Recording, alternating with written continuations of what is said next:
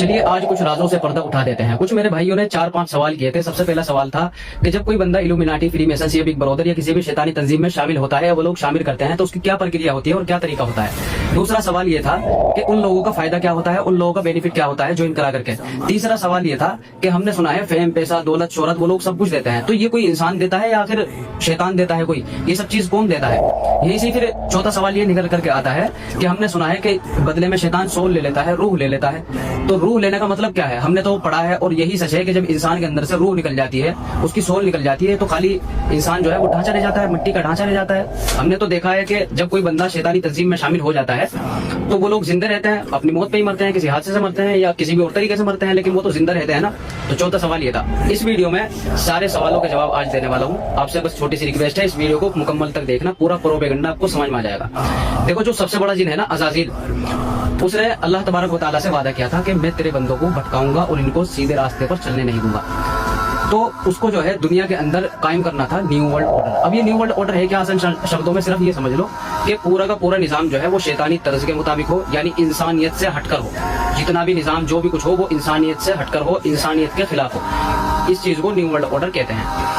तो शैतान को, अज़ाज़िल को दो जमात चाहिए थी दुनिया के अंदर, पहली जिन्नात और दूसरे इंसान। अब जिन्नातों को अप्रोच किया कबाला जादू से, इंसानों को अप्रोच किया फेम, पैसा, दौलत, शोहरत, मनी, तरक्की, बिजनेस के नाम पे।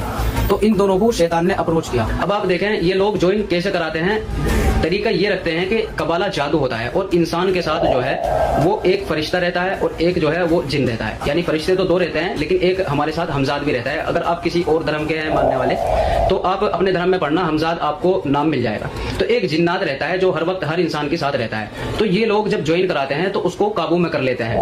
काबू में कैसे करते हैं, काबू में करते हैं कबाला जादू से। अब ये कबाला जादू है क्या, कबाला जादू जो है वो 70 साल से ऊपर की बुढ़िया या बूढ़े की खोपड़ी से होगा, मरे हुए की, मुर्दार की, या तो उसकी खोपड़ी से होगा या 7 साल से कम उम्र के बच्चे की खोपड़ी से होगा कबाला जादू। तो ये लोग उस कबाला जादू से उस इंसान का हमजाद जो है वो काबू में कर लेते हैं। और जब वो काबू में आ जाता है तो वो इंसान के शरीर में दौड़ता है, इंसान के खून में दौड़ता है।